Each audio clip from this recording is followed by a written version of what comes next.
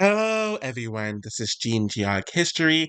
I spoke about the Browning class prior, and in this video, I'm going to talk about Black Jamaicans. And I don't know if this one's going to be very long or very short, since it's kind of just self-explanatory if you know anything about Jamaica and the population of Jamaica. So I don't know how I'm going to handle this, but everyone knows that Jamaica is an overwhelmingly African/Black descended country with notable minority groups that reflect the island's colonial and migration history. But let's get into the main demographic of Jamaica. The African descended majority Jamaicans, or otherwise known as Black Jamaicans, make up roughly around 90% of the population. I've heard numbers that are a bit higher or a bit lower when it comes to the percentage, but that's a rough estimate of the median.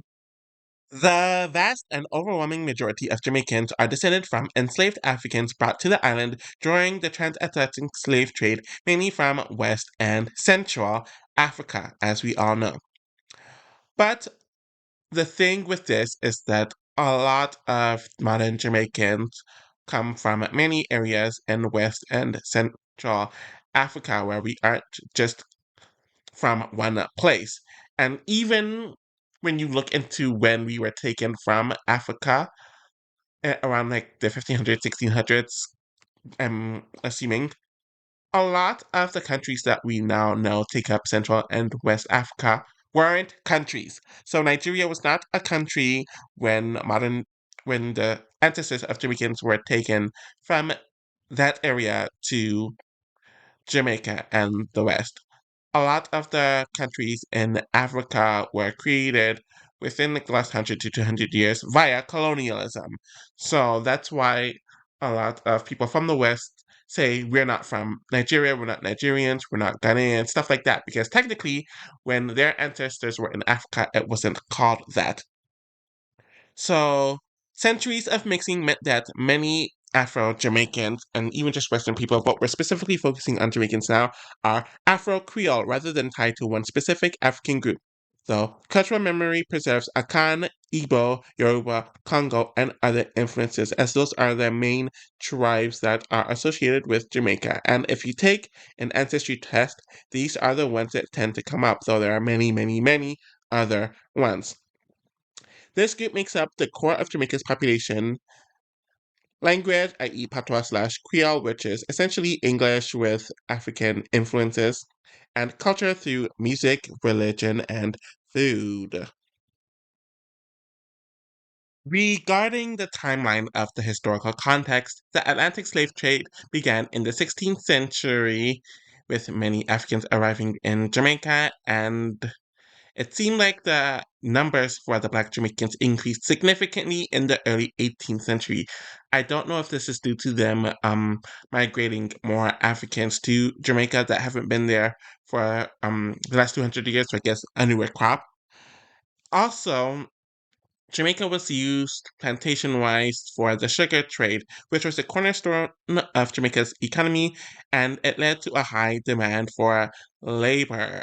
And the white Europeans thought that the accounts were preferred due to their work ethic in these harsher climates, which contributed to the dominance in the population.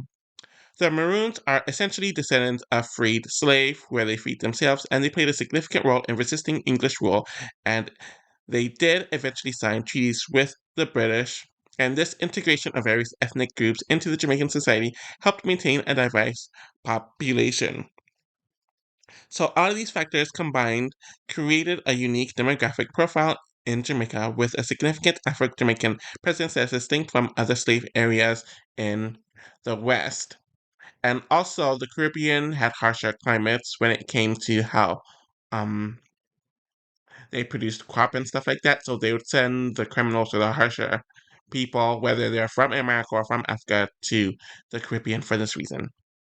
Just based on the history of colonialism and how they were brought to Jamaica to begin with, they were legally and socially placed at the bottom of the social totem pole as they were enslaved, exploited and stripped of their rights. And after emancipation, they made up the backbone of the rural peasantry, then the urban working class, once I guess Jamaica became more urbanized.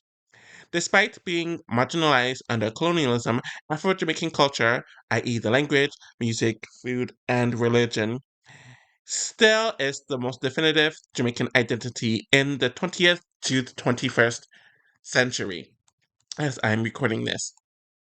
Now, I want to get into an overall timeline of Black Jamaicans and their history within this country from the time they were brought over to the current day.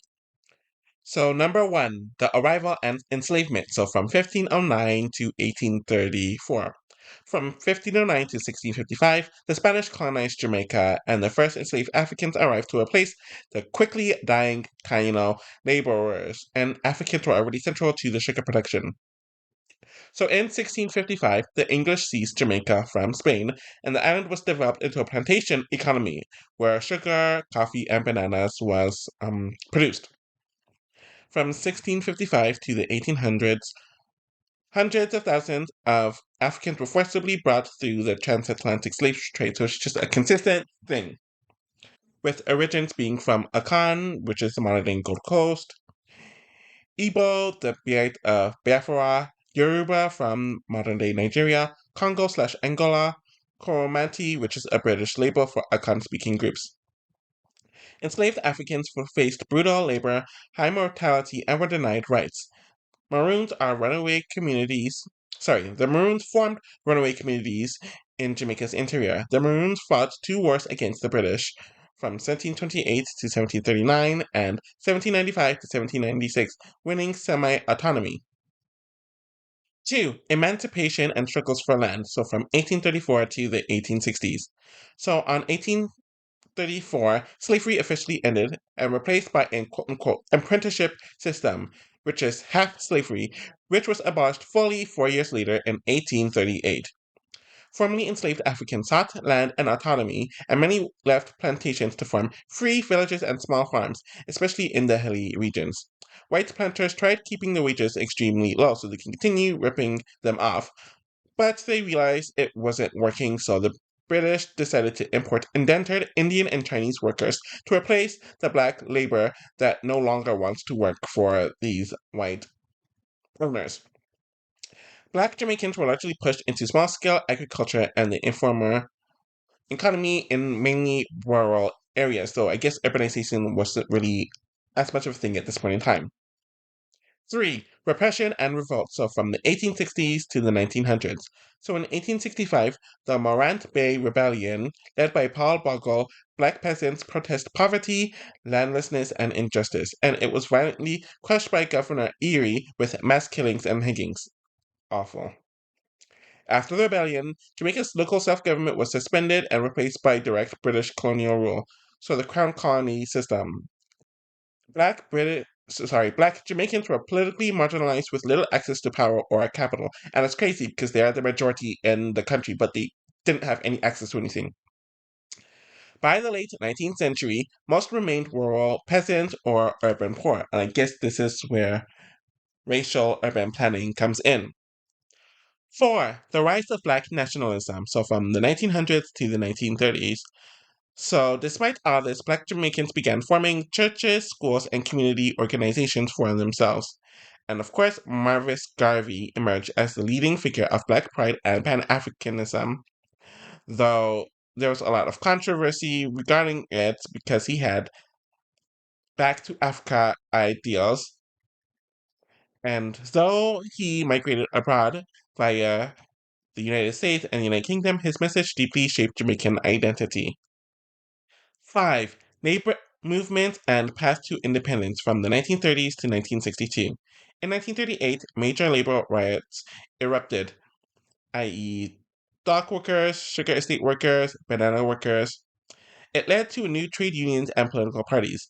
Leaders like Alexander Bustamante and Norman Manley emerged from this unrest. The labor movement gave Black Jamaicans greater voice in politics and paved the way to universal adult suffrage, which was done in 1944, and eventual independence, which was done in 1962. The quote unquote brown middle class still dominated leadership, but black working class support powered the new democracy. 6. Post independence Jamaica, so from 1962 to the 1980s. Black Jamaicans form the overwhelming majority of citizens in the new nation. The national motto, out of many, one people, celebrated mixture but Afro-Jamaican culture, i.e. patois, reggae, Rastafari, dancehall, became the island's global identity. Politically, both the JLP and the PNP parties relied heavily on black working-class voters. Rastafari movement from the 1930s to the 1970s spread Afrocentric spirituality linked to Haile Selassie and resistance to Babylon/colonialism.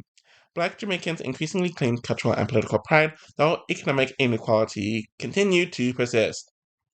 And 7. Global cultural leadership from the 1980s to the present day. Black Jamaicans shaped global music, i.e. Bob Marley, reggae, and dancehall music, athletics via Usain Bolt, Shelley Ann Fraser Price, and identity politics, i.e. Pan-Africanism Rastafari. Black identity became synonymous with Jamaican identity, even though minorities, i.e. Indian, Chinese, brown, and white Jamaicans still exist. Colorism and class still mark society. Lighter-skinned Jamaicans are often overrepresented in businesses, media, and politics, but the Afro-Jamaican majority defines cultural power. Modern politics is dominated by leaders of African descent, and Jamaica strongly identifies as an Afro-Caribbean nation on the global.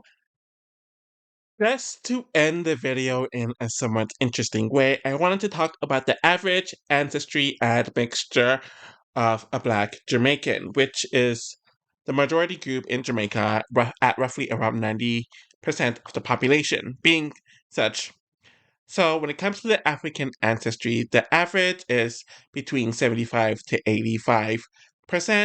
When it comes to the European ancestry, the average ancestry admixture is 10 to 15%. And the other includes obviously the other populations like indigenous Taino or whatever remnants of them are left, South Asian Jamaicans, Chinese Jamaicans, Middle Eastern Jamaicans, and the ancestry that led to them procreating with other groups. So when it comes to this ancestry, the other ancestry on average is between 2 to 5%. So for my ancestry results, I got about like 91% African, so a bit higher than the average. With my European ancestry, I only got 4%, so it's a lot less than I was expecting. So it's like, okay, that's cool. But when it comes to the other category, I have 6% South Asian ancestry. So I was shocked that that was more than my European ancestry.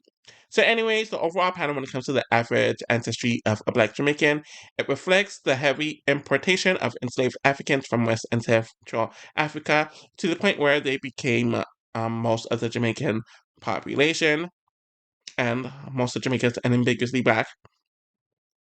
It also reflects the sexual exploitation of enslaved women by white planters, which leads to the small but consistent European contribution, since they would obviously create a Browning child, then the Browning child would procreate with a Black child, and that would continue for generations upon generations, which is why the average Black Jamaican has that minor European ancestry.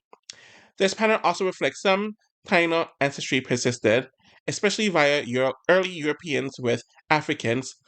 Okay, so I guess this relates to the first group of Africans that came over, whether they would run away with some of the Taino people or they just intermarried or procreated with one another.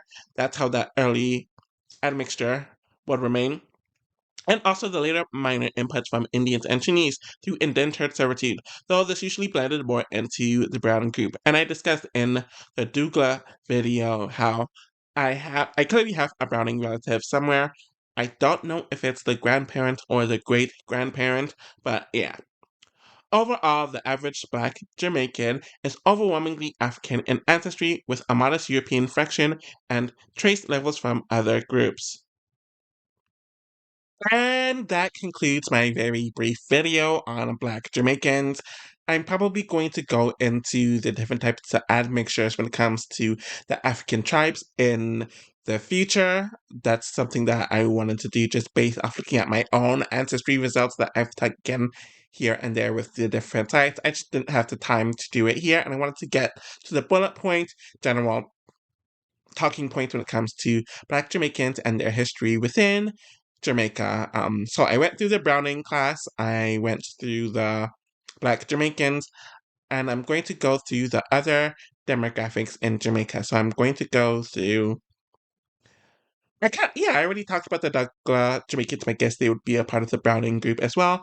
I'm going to talk about the Inner Jamaicans. I'm going to talk about the Chinese Jamaicans. I'm going to talk about the White Jamaicans. And I'm also going to talk about the Middle Eastern, mainly Levantine Jamaicans. And I'm hoping to do this with all the other demographics within the Caribbean countries. So look out for that. Thank you all for supporting, and I'll be back with more content soon. Bye.